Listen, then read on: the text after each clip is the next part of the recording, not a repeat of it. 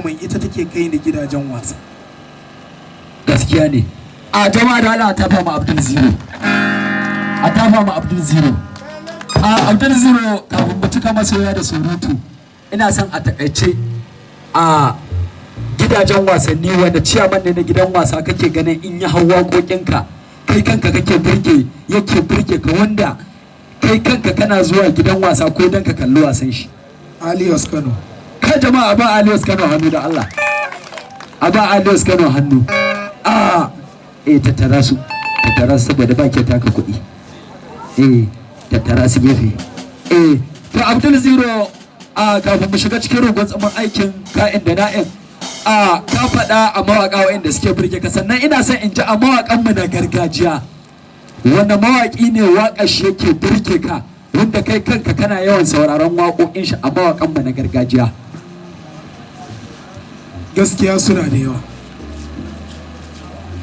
amma ka san akwai waƙoƙin da kake ji don ka yi nishaɗi, akwai waƙoƙin da kake ji don ka ilimantu, akwai waƙoƙin da kawai mawaƙin ne yake burge ka, akwai kuma mawaƙin da ka san babba ne kana ba shi girman shi kana jin waƙoƙin shi.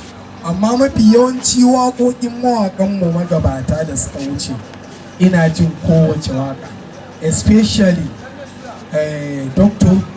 Mamman Shata kenan, Ali Makaho, Haruna Uji, Sani ɗan Indon ma ina jin waƙan shi, sannan ina jin Sa'adu Bori, ina jin Sule Mai Konko na Nijar. Gaskiya ne, an ga tsofaffin mawaƙa kenan wanda sun shuɗe.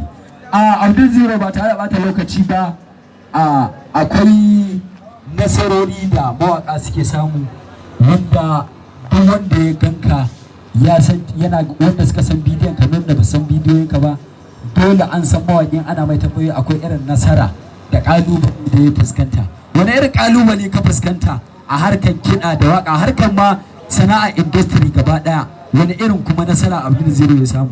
Ka san duk abin da kake yi ko ma me ba kiɗa ba waƙa ba, akwai abin da za ka dinga yi kana samun matsala.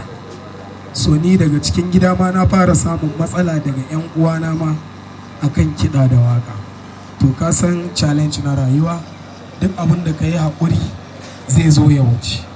Na fuskanci matsaloli da dama, daga baya kuma abin ya zo ya kai ni matakin nasarori, tun bani da komai ba wanda ya sanni, har abin ya zo ya kai ga na mallaki studio nawa.